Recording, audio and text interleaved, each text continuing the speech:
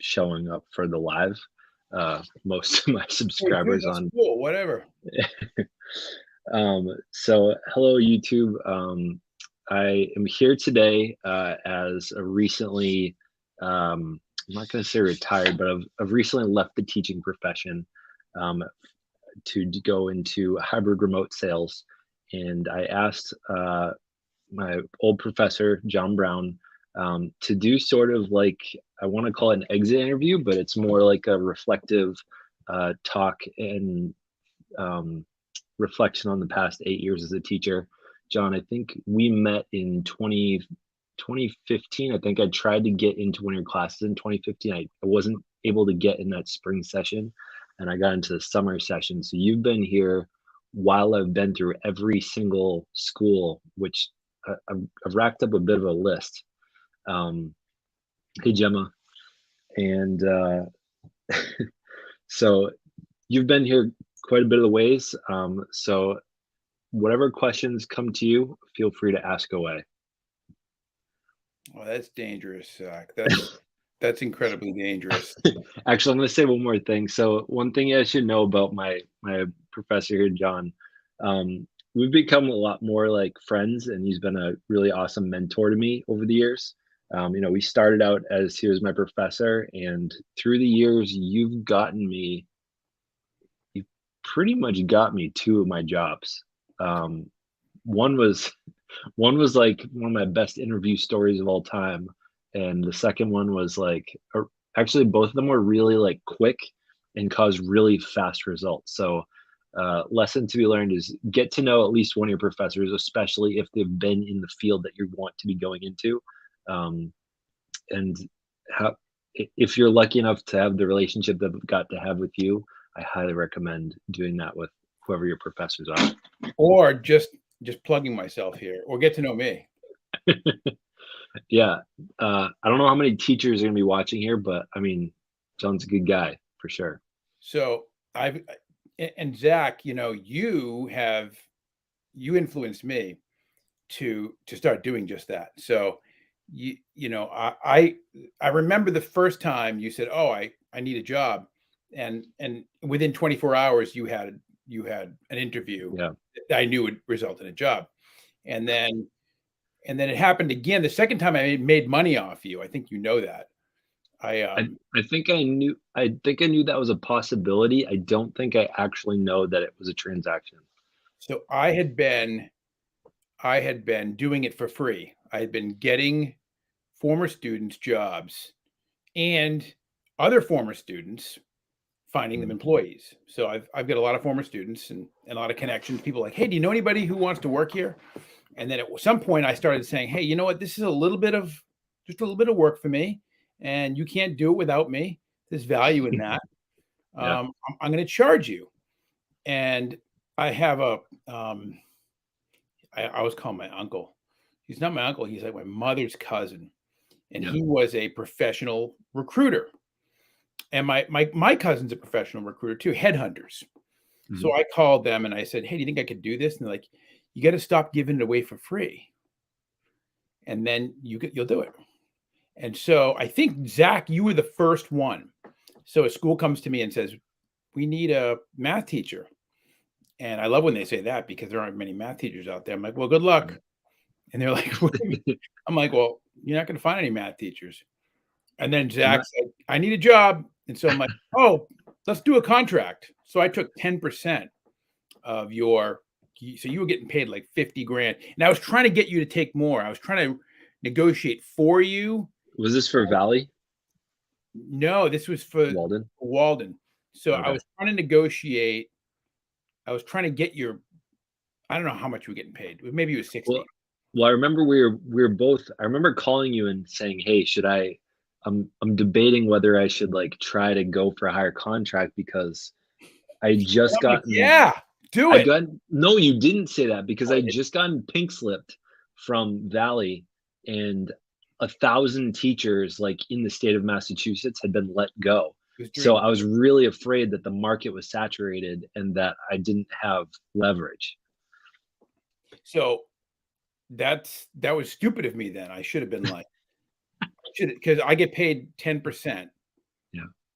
I get paid 10% of what you get. So if you were making 50, I get 5 grand for that. Yeah. So I should have wanted you to make more, but I would probably cared about you, and I didn't want you to. Now looking back on it, and my instincts told me at the time Mhm. that these schools laying off this many teachers during COVID is stupid. I remember thinking to myself, there's going to be a teacher shortage after COVID. If Mhm. the world survives this pandemic, people are going to leave teaching. They're going to make they're going to have a reality check. They're going to say, like you, like, I Yeah. don't want to put up with this crap anymore. I want to make a decent amount of money and have a decent schedule and not be treated like crap all the time. People are going to leave. And the Mhm. best, another example, Zach, are going Thank to you. leave first because they have other options, right? Whereas the shit bums are going to stick around because they get nothing else to do, right? So I, you know, I remember telling schools at the time, like, oh, we're laying off, we don't need all these teachers because the kids aren't in the building right now. I'm like, you'll never get those people back. In fact, UMass Mhm. Lowell, where I Yeah. work, they laid off all their adjuncts. And I remember smiling to myself, going, that's just too bad because they'll never get half of those people back. And who's Yeah. going to have to pay? Who are they going to have to They have pay? to pay you more. Right. They pay me more to teach an extra class and they pay an adjunct to come in and teach them from the outside. So Mhm. a lot more. So I'm like, well, you guys shouldn't do that. And they're like, why not? I'm like, those people might not come back. And they didn't. And they go, well, Brown, you don't really know what you're talking about. Like, yeah, you're right. I don't. Last year, I made probably twice my salary because Wow. I taught 3 in the summer. I get summers off, so that I get paid for all of those. I got Yeah. paid an extra one last spring. I got paid 3 extra in the fall. I taught a double load in the fall. Wow. I'm teaching an extra class now. So I'm like, okay, you guys are dumb. And And the other thing was that you inspired me was you started doing some coaching, some Yep. professional coaching. So I'm like, every time Zach, you tell me a story, I'm like, it's always something I'm like, oh, I should do that. And then Zach's doing it. I'm like, How's the book coming, by the way? yeah, I got it right here. Stop. I was working on it. I Oh, was yes. so it's done. Why is it not showing up? There it is. It's Just done. needs editing. I'm just editing the very last 2 chapters, last one chapter, the last chapter. Anyway, so you wrote a book. So I decided if I can write a book, I can write a book. So I wrote a book, and then you're telling me that I'm your mentor. That's kind of funny. And then I start doing professional coaching, and I'm like, well, I do professional coaching all the time. I just don't charge anybody for it. Yeah. So I'm like, I'm going to start charging. I started charging. Now I have this like button on my phone. So when people call me up and I say, I'll give you 10 minutes for free, and then after that, I got to start charging you. I figured nobody would go for that. Are you Mhm. kidding? I get people every week, Really? standing people, and I just after the session's done, I just hit the button. They get charged, and they can hit a button and pay me. You know how What's like the you talking about Venmo? no, it's I could use Venmo for business, or if I didn't want it, if I wanted to skirt the system, I could just use regular Venmo. But it's like QuickBooks. It sends them an invoice, tells them all the details, and there's a button like click here to pay, and it goes into my Oh, business account and all that. So and it keeps track oh, of it for me. And it's like I was doing professional development for groups of teachers in school districts, yeah. and I'm charging, and I was driving there and doing all this prep. I'm getting paid like a similar amount just to be ready to answer your question. Like, really? What do you want to know? And then, well, I have this problem. And it's like, okay. And because during COVID, people are like, oh shit, this job just got 10 times harder, you know? Yeah. But back to you, Zach. Back to you. Yeah, John. I've got questions. Yeah. I'm ready. So I've got a few. I've got a few. I really do. It's funny because you were like, I want to do an exit interview, and I've got this idea that schools should do exit interviews, and they never do. Like, They why? did one with me. I asked them. Really? So But I you don't know if asked them to, right? well, I don't know if my former managers watching this. I doubt it. I'm sure one of my students will, and then one of the teachers will click on it when they see it in their Chromebook checks, but they probably won't watch this much. But I sort of bluffed, and I said, "Hey, who's doing my exit interview?" As if it was going to happen. Right. So they I were gonna, wasn't expecting it to happen, yeah, they were, and she was much newer, and so she didn't know. And then she asked her boss, and then I got a text or an email the next day saying, "Hey, I'm doing your exit interview." So they did do one, and then they sent me one in the mail too with the same questions. so who did the exit interview? Michelle. Michelle. Okay. And the person you asked was Denali. Hmm. Yeah. So I recruited Denali for them too. I know that. Yeah. I made some coin on that. So, um, so do not, do not. What do you? So, what's the expression about the cow and the milk? Why buy the cow if you can get the milk for free? Right? Don't give away free Yeah. advice. Don't give away free advice. Not on a regular basis, unless it's to your friends or something. I So, do it on TikTok all day, man. dude, I know, but then you gotta do it just until you start getting like clearly valuable enough, and then you gotta cut it off Yeah. and be I was like, gonna I was gonna say that's what I've been trying to do with goals coaching is, I'm consistently checking myself from giving away things for free. So I like your model of doing 10-minute calls, everything after, because I'm definitely much more lenient kind of guy, and I would rather say, hey, you get a 30-minute free call, but I'm pretty sure they probably know within the first 10 minutes whether they're willing to pay me or not. that wasn't my idea. I got that idea from Kayla. You remember her as being Warranty. Morrissey, Yeah. right? And her last name is Nutter now, but she's my Hmm. assistant. I actually hired her to do stuff I can't do, like anything that's related to organization. So, like, right, if she was here right now, she'd be like, back on topic, But she told me, she said she took like a marketing class or something and it said 10 minutes. After 10 minutes, and right before you get to the 10th minute, you want to like make it. And for me, it naturally occurs. Make it Mhm. like that's right when you're going to give away the gold. And you just start giving away the gold and you cut yourself off. You're like, okay, we've reached the 10-minute mark. Would you like to continue or make an appointment? Or you want to just say that was good and you want to think about it? And then Mm. and people are like, oh no, I need another 20 minutes. Yeah, it's like, okay, well, I'm going to charge you for the half then.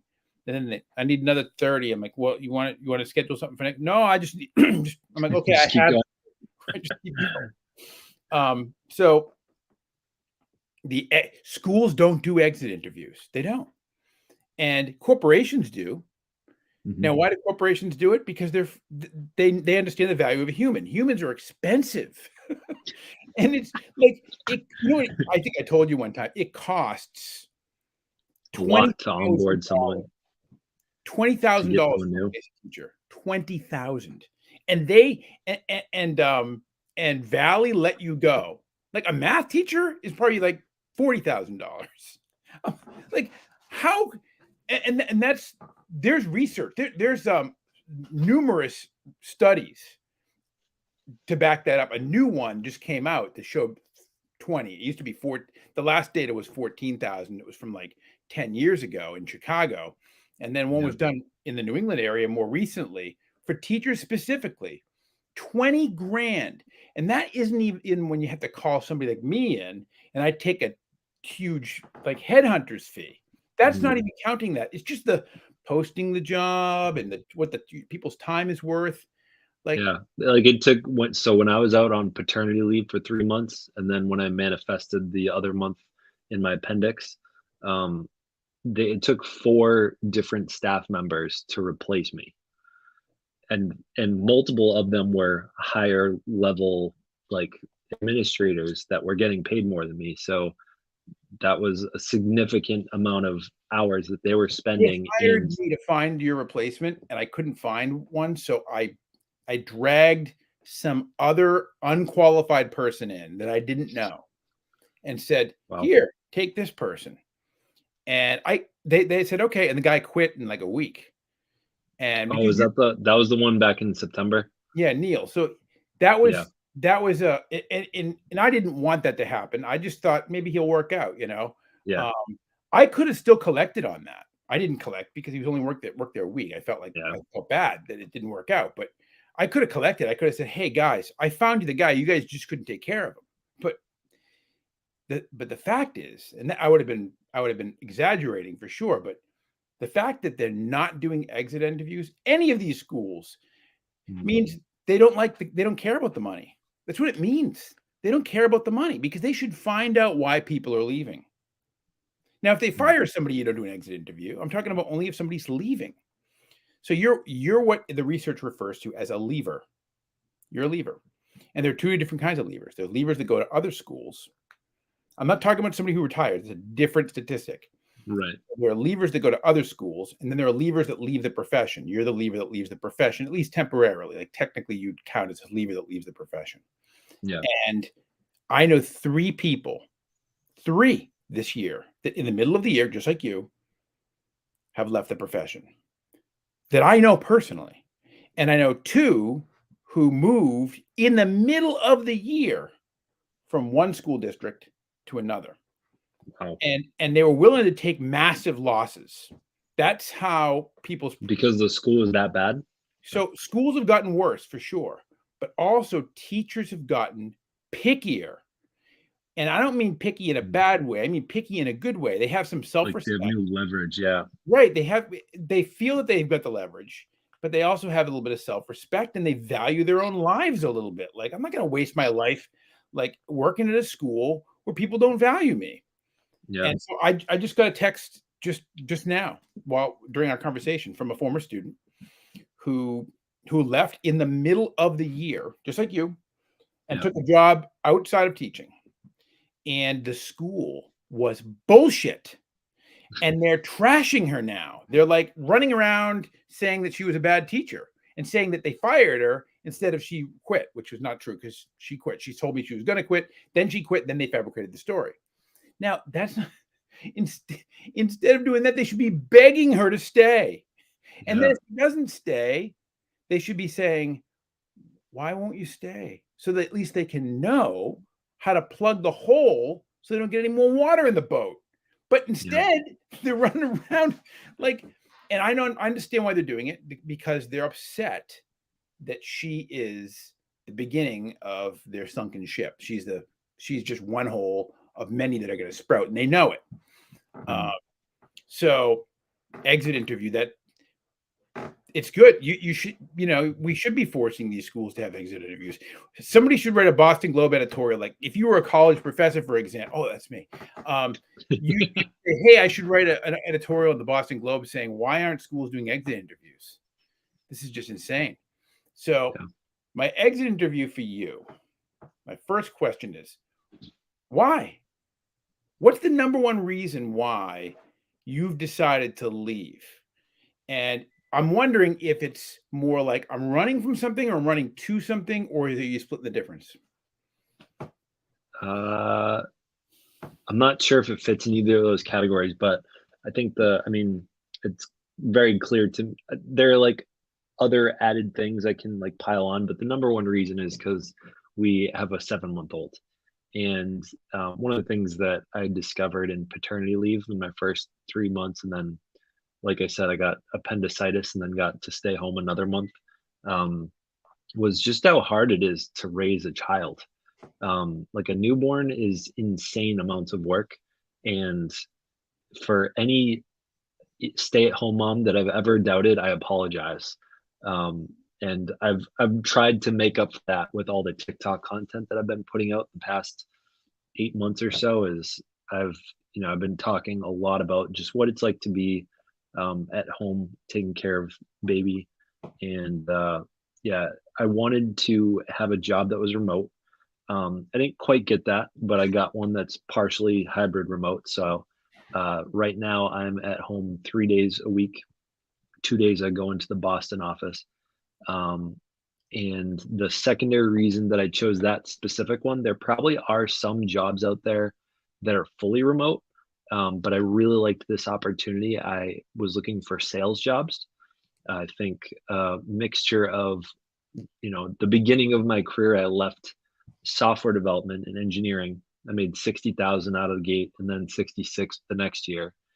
And and I went to teaching and got paid $30,000 a year. And I I climbed my way back up, got my master's, got the teaching certificates, got my math 5 through 8, 8 through 12, got my special ed license, got my physics license, got everything, so that I could get paid enough again. I just made it back to 59 last year. Didn't quite hit 60 again, but a part of it was just I wanted an opportunity to make more. I think that my coaching business, my sort of side hustle of accountability and goals coaching, I wanted to expand that. And I know my sales skills suck. And so I wanted to learn sales skills. I think one of the books that's had a huge impact on me in my adult years has been Rich Dad Poor Dad. And he talks about work to learn, not for money. And so, yes, this is going to be a higher paying job. The base salary is 50,000. And I can, if I meet my quota of my job is a sales development representative. So my goal is to cold call people, get meetings booked with the account executive for them to sort of close the sale. So my goal is to get X amount of meetings per month.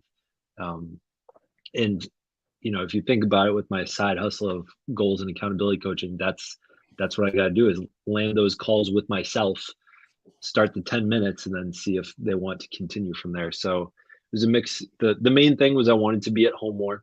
So I'm at home 3 days a week now. Secondarily, I wanted to earn more. We want to make more aggressive moves towards one of our life goals, which is owning a farm. I want to open up, a little schoolhouse off the side of it and teach farming and Montessori things. I don't know what that looks like yet, but so I wanted to earn more, and then I wanted the sales skills. Well, that only created 100,000 more questions. So what are you trying to sell? So, like I said, I'm not actually a salesman, but I'm booking meetings with people that are interested in creating a no code, low code agility platform for having the data that they have talk with them and talk to each other. So, for example, um, in schools, we have grade books, and some schools have those ones that the student can log in, the parent can log in, and the vice principal can log in and have a dashboard of a bunch of information. A lot of places just have their own Excel spreadsheet, and they communicate that to the kid. They can send it in an email. They can pull the data and then type it out. Our software, it's called QuickBase, helps combine a lot of, mostly Excel spreadsheets, but it can work with a lot of other things. Combines information, helps you build custom dashboards for real-time visibility. So who are your potential clients? So my specific team is SLED, which is state local education. So I'm calling the main people are people in operations, supply chain, construction. I am calling universities. There's a variety of different use cases that people use it for mostly. Within universities, one of the main ways that people have used it is to help organize data that's been collected with research. If someone wants to organize a case study and they have to go conduct interviews, having one Google sheet, or like however they want to organize that data and that information gathered, can be pretty challenging. So that's one of the main ways. So I'm calling state, local governments, universities. Yeah, that's my specific one. So when you have a meeting with somebody, Mm-hmm. who is that person? What's their job? I've only had one so far. It was actually this morning. This is my first one. The person was an safety director of a city in Michigan, and they specifically wanted to be able to track and manage a bunch of their employees getting trainings and being able to hold on to that data, communicate it in real time so that they know, oh, John didn't do that training, but he did do that training. Versus right now, they don't have any good way of saying, oh, which one is John not done? I don't know. Let's go ask him. So this morning it was, I got on the phone and I said, hey, I'm going to hand you off to my account executive. And they went with a deeper dive into the software. So how did you know? They must have given you this name. Somebody given you this name and said, this person, you should call this person, have a meeting with this person. Where did you get the name from? So that's been an interesting process coming into here that I didn't. So I'm doing a lot of prospecting myself. It's a lot of searching for titles. Um, I'm looking for the words operations, supply chain, director, VP. Um, Sometimes I call managers, but a lot of them, there's a website called Zoom Info, which apparently just scrubs the internet for this kind of information. And I just, I've learned the keywords to type in, and I have different territories of the United States that I'm accountable for. So I type in Massachusetts director operations and then search the whole state. So Now, that's the main way. There are some inbound things. So me prospecting, that's called outbound. Those are cold calls. There are some inbound ones where someone has typed their information into a website saying, "Hey, I want to learn more about this." Those are inbound. Those are much easier to book meetings because they're interested already. Now, when you're talking to a university that's a public university, Hmm. especially in Massachusetts, there's a bidding process, correct? Yep, And sure is. so you might talk to somebody, but then they go, I'm not the guy. "You're Talk not the talk guy." to my talk to the person above me. Yeah, that's one of the key objections that we have to manage and be aware of for sure. So were you drawn to this industry in particular, or did you do it because it was convenient, or for some? Um, I'll be honest here is that it was the 30 companies that I think I reached out to about 30 companies from December through like mid-February. There were three that got back to me. Both two of them were insurance companies with that your salary was 100% based off commission. This was the only one that got back to me with a base salary that was reasonable, that I could earn more than the base salary. So this was the only company that really, I would say, took a chance on me with my pretty much zero sales experience. And I pretty much promised them that I will figure out how to do this job. So when was the last time you taught, like taught a class, a lesson? March 4th. March 4th of this year. Yeah. So that wasn't that long ago. Yeah, just under a month ago. But you had a chunk of this school year off, right? Yep. 4 months. So when I was a dad, and Kevin was a baby, he's 21. When I was a dad, you're still a dad. Still a dad, right? But when I was a dad of a baby, when I had an infant at home, is what I meant. Kevin's 21 now, but that seems like yesterday still. I remember the feeling. In fact, your former colleague, Katerina, who I also actually, she was the first one I made money off of. It wasn't you. I recruited her for that school. So she was completely unqualified. It was great. I said, so I can find you a science teacher, but the person's going to have no teaching experience, no bachelor's degree in science, and no teacher's license. And I can't guarantee anything, but I'm going to charge you. And she worked out. So yeah, she's an unbelievable science teacher. So she worked out, and then they said, "Oh, can you find us a math teacher?" And just my luck. And you come along, and then I referred you, and you couldn't not work out. You had experience, you had the license, you had the degree, you had real world experience, you have a personality, you're innovative, and you also have a high tolerance for that population, which is, a difficult population to work with. Yeah. So they must have thought I was a fucking miracle worker. And then I bring Neil in, and they were like, "Holy shit, this guy!"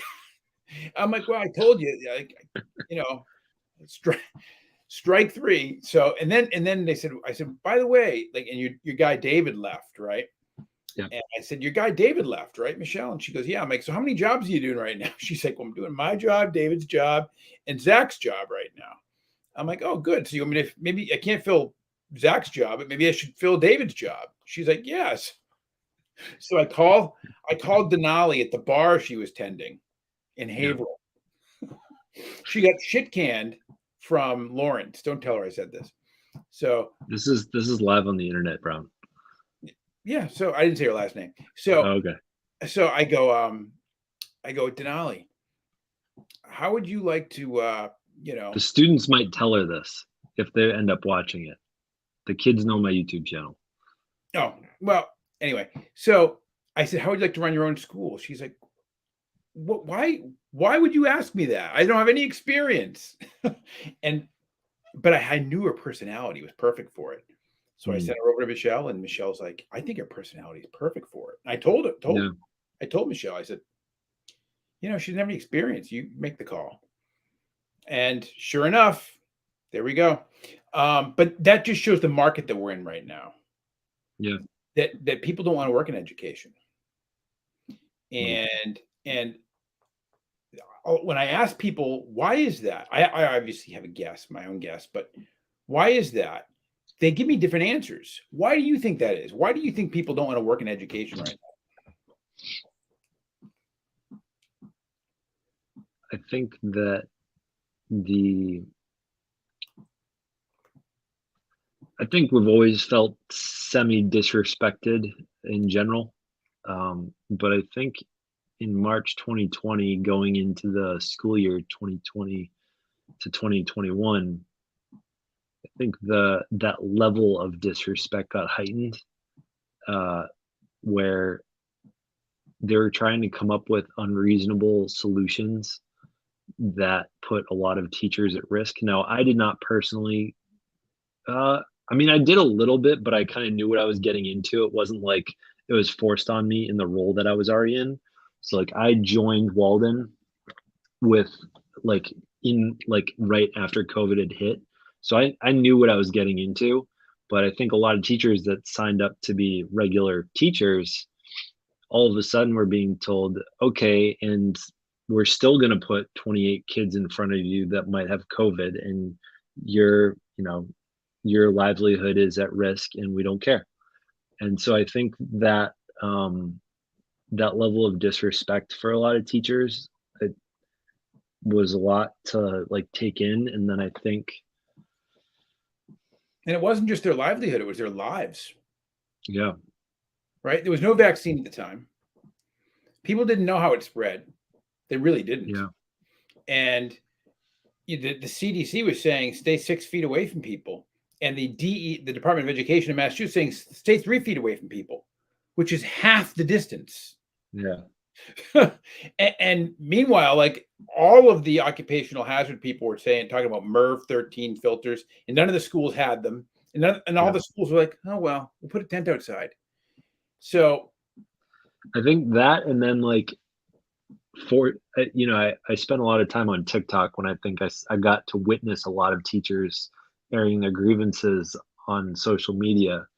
And I think watching a lot of teachers deal with remote teaching and continuing to be receiving so much like people just looking down on them or being disrespectful or like expecting just way too much of them, um, despite them having to work actually much harder to teach remotely, um, instead of like, I don't know, getting paid more for the more hours or getting paid more for the extra hazards. I I think, and now that there's so many more remote jobs that are opening up, and people are seeing, oh, there are other things that I can like. This pandemic, like I was assuming I would be a teacher for a really long time. I didn't know in 2019 that I was going to have an opportunity when our child came to be at home quite a bit more.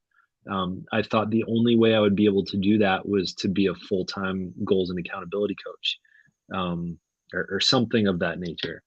So I think that other aspect is like the grass has always been kind of greener, but like we we really like working with students, but all of a sudden there are these greener opportunities with different kinds of grass, which is different kind of work, even if it wasn't teaching. And I think a lot of people are like, oh, that seems like a better idea. So, so back to you.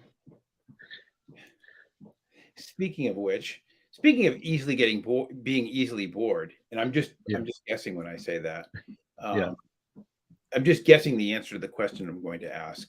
So you said at the beginning that you've had more positions, more teaching positions than your average person has in the same amount of time. Why do you I think would that? imagine. I'm not sure what the average is, but It well, definitely is. So why do you think that is? I'd say half the reason is because I'm weird. The other half of the reason is because I I wanted my career to work alongside what I was doing. So, I started just like a lot of teachers do, just like someone throwing me a bone and saying, yeah, we're going to put you in front of some kids and don't fuck up. And so that was the Brentwood School in Nashua. I had an engineering degree, 2 years of software development, and some camp counseling, but I didn't have any teaching under my. I had some substitute teaching in like college, but they threw me in front of some students. I started my master's program at UMass Lowell, and then from there, you guys said to me, "Hey, we're not going to come observe you in New Hampshire. You're going to have to like come do this whole extra thing if you want to get observed." So I was like, "Okay, I'll go teach and I'll find a job in Massachusetts." So got a job in Massachusetts teaching middle school, eighth grade math. Eighth grade was not my first choice, but similarly, someone threw me a bone, and I told my I was actually, I don't know if generous is the right word, but felt like I was really generous to my first employer. I told them over April's vacation that I wasn't going to be back for September, so I gave them a lot of time to like find my replacement, and like I I set I set that really early. So I think it took till June for me to find the opportunity in Lowell. Um, at 1 year of that, it was a mess. I feel like I learned a lot about myself. I learned how to be patient. I still what didn't necessarily see myself as that much better of a teacher. My classroom management was still terrible. Um, and then went through a second year. I still enjoyed it a lot. I think I was a coach. And then my friend called me from Kings Philip in Rentham, and he said, "Hey, there's, I know you're a math teacher. We have this new opportunity opening up." And I always wanted to teach high school. That was like something on my bucket list for a long time. So I took that job partially because I didn't love it at Lowell, and other also because I really wanted to try high school math. And that was like the me not being sure what I wanted and me just being given opportunities. Second half of my teaching career was more about me being weird, probably. What does Um, that mean? You being weird? so I would argue that I probably don't fit the mold of like your average teacher in terms of like being a yes man to the administration and suppressing things that I want to do in efforts to fit what they're expecting. So I went into that interview saying, "Hey, I have a YouTube channel. I talk about goals a lot. I would love to have like an elective talking about like real world This leadership skills this and was stuff." a third job, or was this the King Philip job? This is the third job, the King Philip job. And so they said that was great, that they're Remember that. interested in that. I remember going to that interview. I'd written the syllabus for this like dream class that I wanted to teach, and they're like, "Oh yeah, we might be able to make that happen." I was like, "Oh my god, this is amazing!" And then I think I got there, and then it was like, "Wait a second, th- this is not what they described in the interview." And I kept Wait, making my so YouTube videos like I had said, and I kept I posted a lot on social media, which was very uncomfortable, I think, for the administration, probably even for the students a little bit. But I recognized that one of the things I wanted to do with my career was I wanted to be more than a role model in front of the class. I wanted to be a role model where the students spent time, which is on social media, on YouTube, on Instagram. Um, so that was something that was important to me. And I don't King Philip, they were not feeling that. so at King Philip, was it so here's the question Yeah, I have about King Philip. I've always wondered about this because I know this story, I remember it well. So you went in there, you were totally upfront, you're like, this is what I want to do. They were like, great. And then you got there and did it, and they were like, get the fuck out of here. Right. So and you were like, what the fuck? Now, yeah. was it deception, or did they change their mind? Like, oh, no, I changed my mind. I don't want that. Or was it one hand doesn't know, one part of the body doesn't know what the other part of the body is doing. One talk to each other, right? Like the I superintendent tells you, yeah, go for it. The principal's like, oh, no way. Or I was it think some, or was it something else? I think it was probably that it sounds fun and it sounds good, and when you've never experienced it, like, I imagine it's a tiny bit like fame. Everyone's like, "Oh, I wanna be famous someday," and then they get to fame, they're like, "Oh, this is not all that it's cracked out to be, this kinda sucks." I imagine there was a part of it that's like, "Oh, this guy's like an outside of the box thinker, he makes content online, like, he's a little different, like, that's exciting." And then I think I showed up and started doing that, and they were having new complaints, they were having new problems that they probably weren't dealing with anyone else, and I think they didn't like that. That's my guess.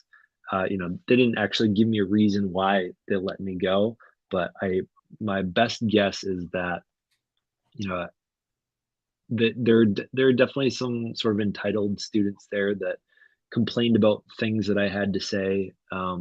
I was definitely in a developmental part of my life where I was acknowledging and discovering my white privilege. Um, and I would talk about that on YouTube. I would talk about it in class sometimes. I remember one time, it's like embarrassing, but at the same time, it was like probably a good growth moment for me. This kid was complaining. One kid was bullying the other. A was bullying B.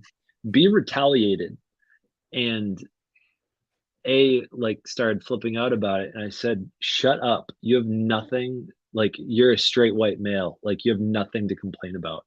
And like, it wasn't necessarily right for me as a teacher to say that out loud, but I was just really feeling it in the moment in that time. But um, I don't really know where I was going with this. Either way, I think I presented new problems for them that they had never experienced, and they discovered, okay, maybe this, as exciting this was at the beginning, I imagine it's also similar to dating someone outside of your comfort zone, and then you discover, yeah, I want to go back to my comfort zone.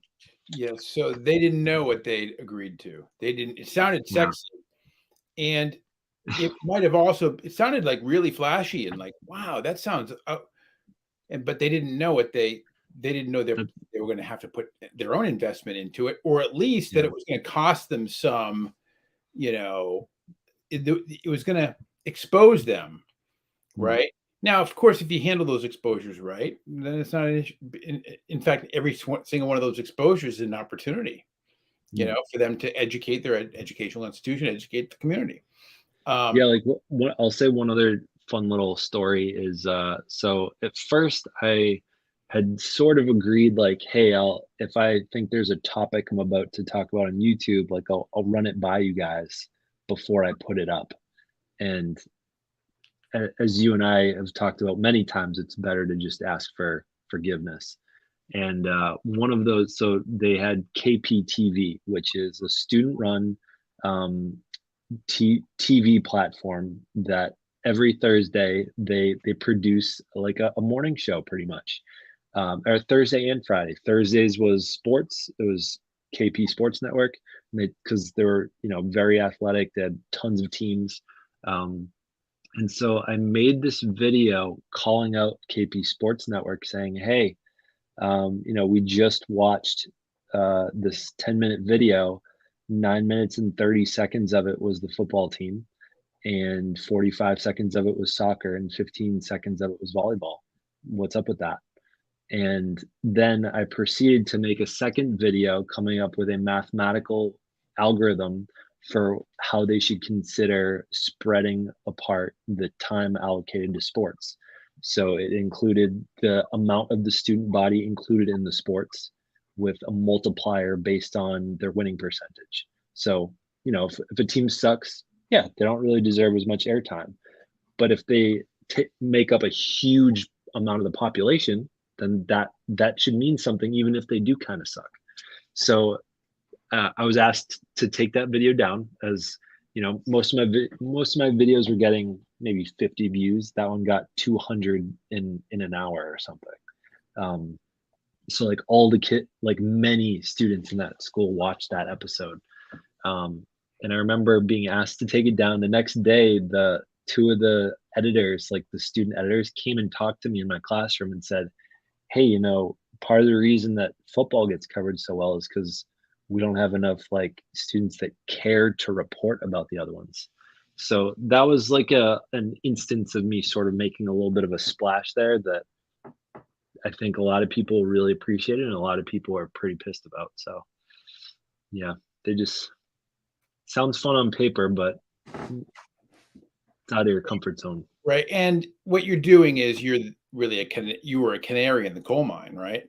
You're talking about white privilege, or you're talking about like the dominant male culture in sports or whatever. These are subjects that are now, that was a few years ago, that are now Mhm. like at the tip of the spear of the public discourse. Mm. And they're still polarizing, and you can still get shit canned for doing that. Yep. They probably weren't used to, and schools still aren't, teachers voicing their opinions in any way that could possibly be Mm. perceived as critical or non-compliant of the administration. So Mm. there's a high level of, or a very low level of academic freedom in like public schools in Massachusetts, which Yep. is terrible. Which is terrible. I mean, that's not what we should be teaching kids. And kids certainly have the wild west of TikTok and YouTube Yeah. all to themselves. Yep. So there's this like, hey, why don't kids get involved in student government? How come the kids don't work for? How come you can't get a kid to do a bit on the school television about soccer? It's like, why would they? They could be on social media, on Yeah. YouTube or TikTok or Instagram or something, and do whatever they want. They can do whatever they want, as opposed to the complete opposite, which is, the school's broadcasting network is like a PR. It's like a propaganda piece for the school. Like, the school does no Yeah. wrong. The school's I always was gonna right. say I was impressed with the response that the students had. I thought the administration asking me to take the video down was somewhat disappointing. Um, like that felt like a PR problem for them. Um, but like I thought the students were pretty like woke about it. Like they acknowledged the issue. They're like, yeah, like we don't know what to do. But there was some change that I saw from it. Like they did have more clips of other things because of that call out. So when you say take the video down, was the video on YouTube or was the video on? It was. YouTube. So was that Yeah. on your show? Or was it the school show? It was on Yeah, your. it's on the channel that this video is on. It's on this one. It's still on it. Yeah. I After I left, I think I made it public again. Yeah. So, last question. Actually, I get two. This is too much fun. Are you sure you can only stay for an hour? Yeah, I really can't. I want to Okay. talk to my son's trying to decide what college to go to, and I want to talk to him about it. But Okay.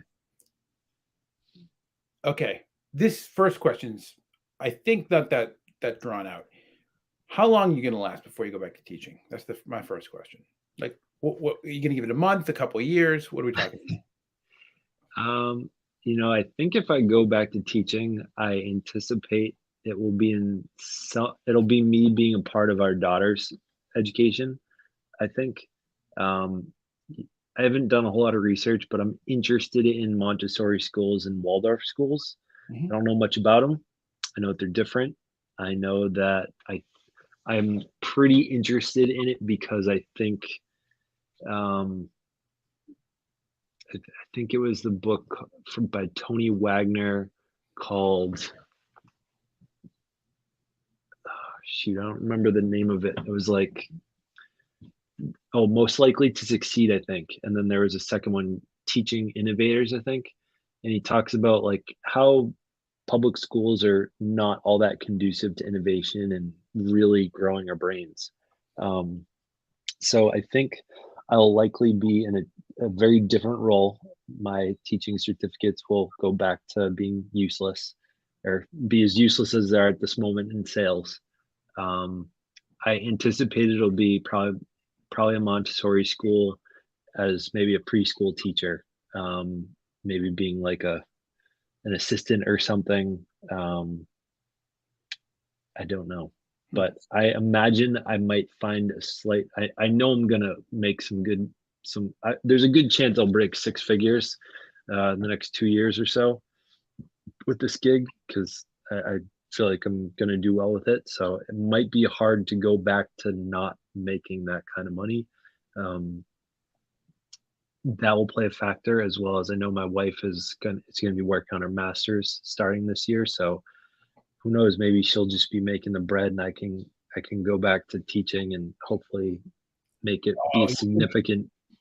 he's going to be Say a it again. kept man. He's going to be a kept man, right? Kept man? You ever heard that? A kept man? No.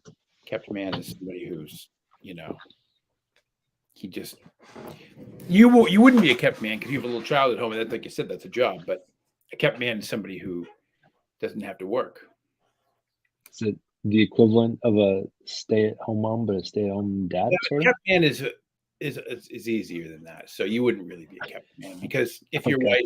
if your wife got a high paying job and you didn't have one, you'd stay home taking care of what's your daughter's name again? Everly. Everly, right? So last question. Um, what is the greatest lesson you've learned from teaching? Of all the things you've learned, what is the greatest lesson you've learned from teaching? About what? I don't know. Like about humanity, about I think yourself. it's the one that I keep coming back to that I feel like as of, I'm meeting all my new colleagues and I end up talking about my teaching career. I think the main one that keeps coming up is patience. I remember in 2016, I had this student named Edwin, and he had a hard time sitting still in class. Um, he, math was not his strong suit, and he struggled in class. Uh, what I, at that point in time, I was teaching myself to the habit of gratitude journaling, and so every day I would write something about Alyssa, my wife.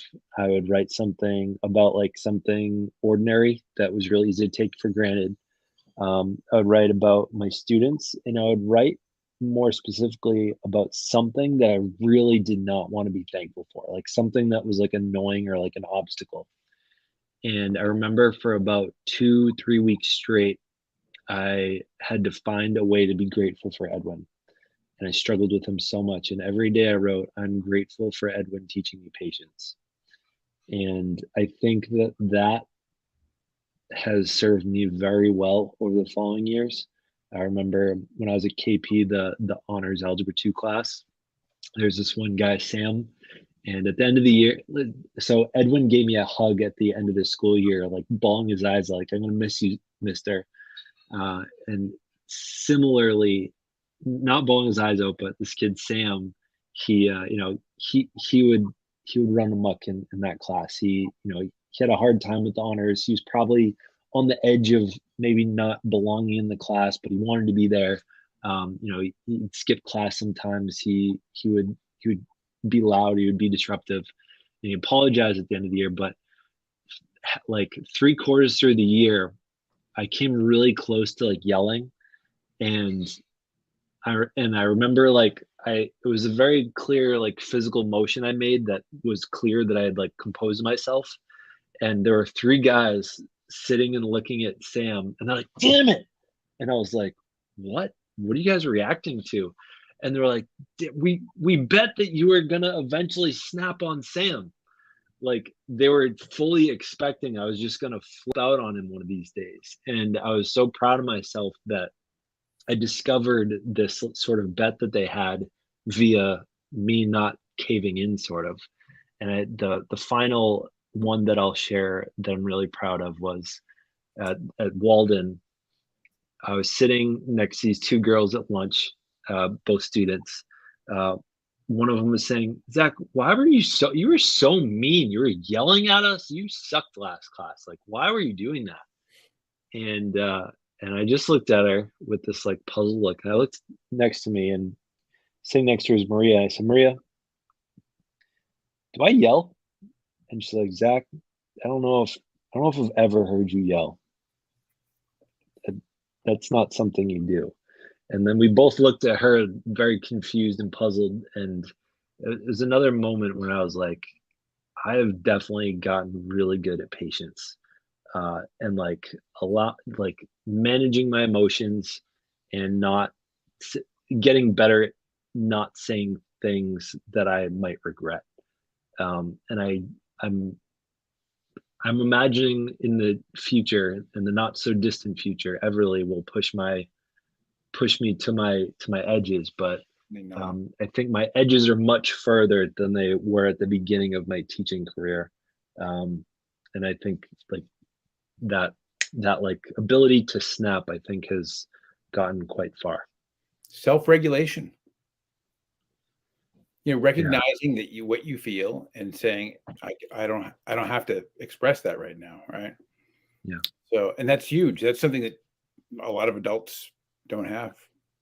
I mean, certainly the last president of the United States, the one before this one, didn't have it. yeah, Um, and because he didn't have it, and he modeled for everybody every day that you didn't need to have it.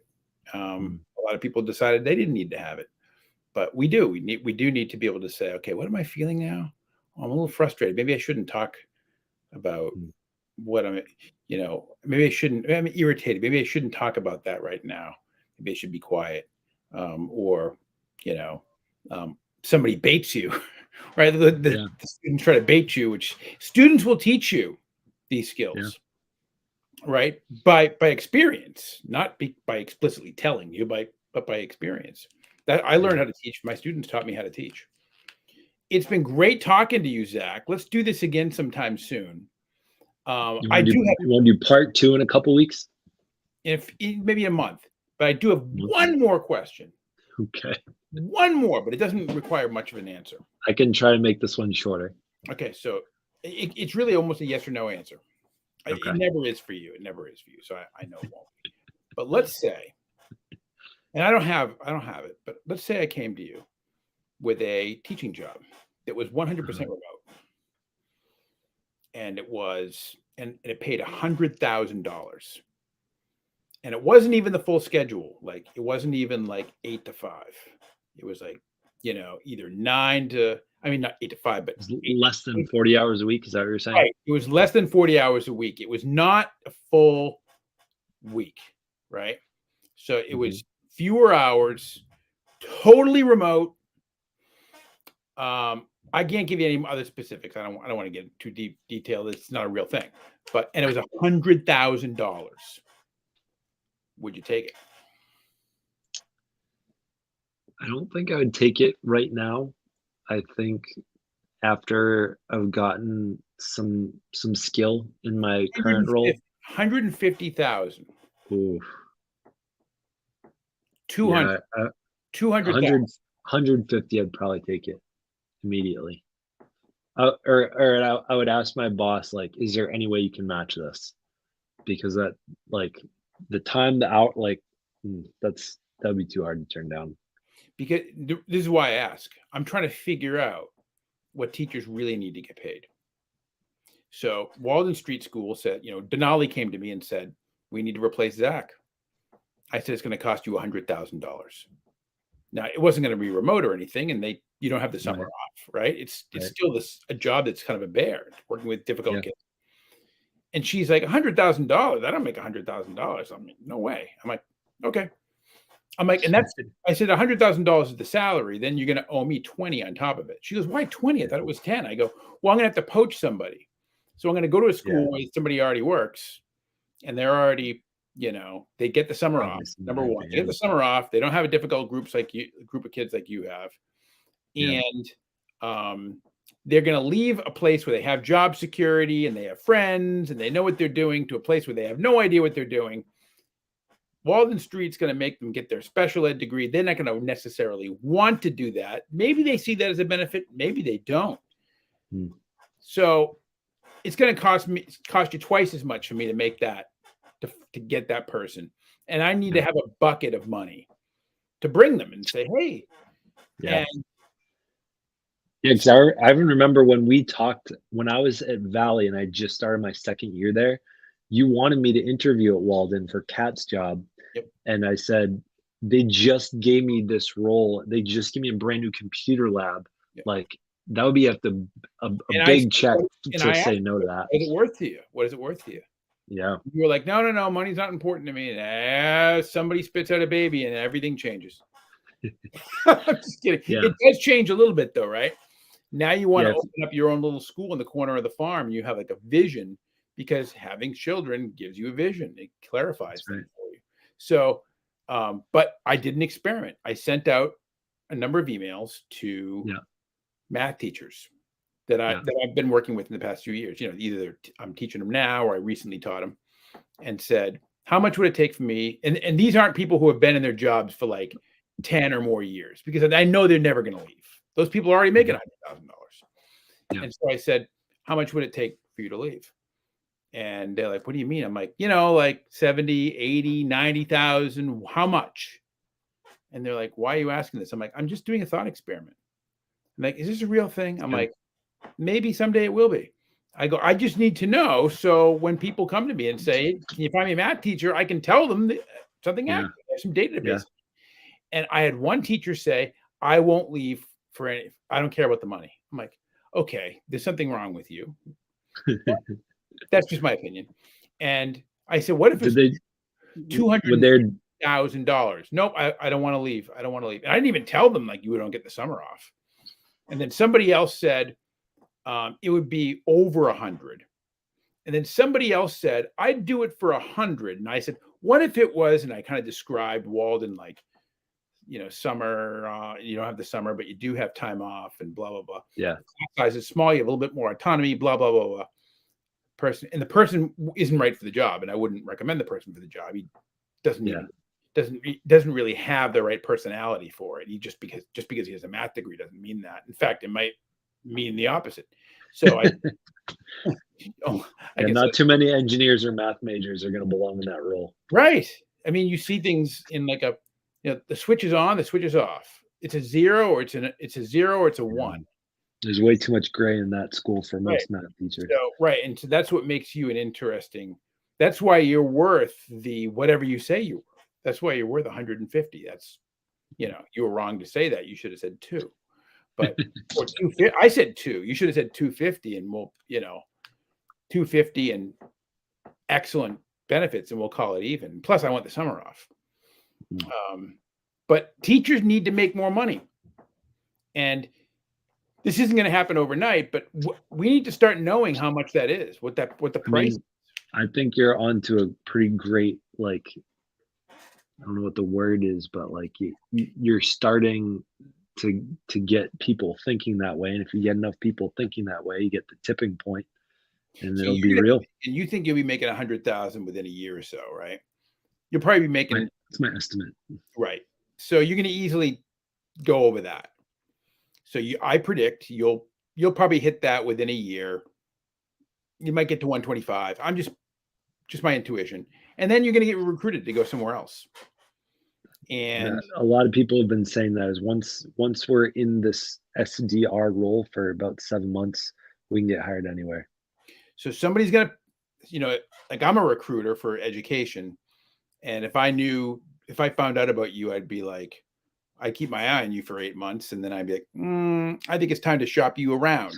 And then if you don't shop around well, and your best thing to do in 8 months is to say no. I want to look better when you first shop me around because Mhm. everybody's going to remember me from the first time you shop me around. Give me another 8 months, and then you get good at it. And I don't mean Yeah, great at it. I just mean good at it. And by the yeah, time you're a little bit better than good, you're going to be making $250,000 a year, which is not a lot of money for a salesperson. You know this. You know people. yeah, You probably know yeah. people. My brother-in-law, my sister's husband, has a bachelor's degree in biology. He get no background in sales, didn't take any courses in sales. He has experience. He taught himself. Like you're teaching, you're going to teach yourself. Yeah. He sells medical equipment. He's been doing it for a long time now. He's about, I don't know, 10 years younger than me, maybe 5 or 10 years younger than me. I'm 53. Nice guy, good at what he does. He's a hustler like you. He works hard, quick study. He and my sister just bought a beach house on the ocean. It's worth over $1 million, second home. Wow. They didn't come from money. They're upper middle class kids, just like like you or me or whatever, like holy shit. I'm like, where'd you get this house? Like he's like, well, and so every 5 years he sees that he's sold everything. He's saturated the market with his product, and he starts to look, well, maybe I'll go over there now because he knows he's not going to sell anymore. These things he's sold them to everybody. They don't these products don't break and wear out. Yeah, So most of them. So he starts putting feelers out there, or recruiters come to him and he's like, yeah, you know what? Let's have a little coffee meeting and talk. Next thing you know, he's taking a stock option somewhere else. He has to trade in the car he gets for a different car. I'm like, dude, I thought you drove a Dodge Durango. He goes, no, I drive this Infinity now. I'm like, why? He goes, the Durango belonged to the other company. I'm like, you changed companies again? He goes, yeah, I was there for 5 years. That's a long time. I'm like, it is? He goes, yeah, I took my bonus first, then I took my vacation, and then I went, bye. And I had to give him the car back. But then the next place had a car. It's nicer, it's an Infinity. And I'm like, damn it. Why don't teachers get cars? He's like, they should. yeah, And like my dad always said, ask not, get not. So if you want a car, ask for one.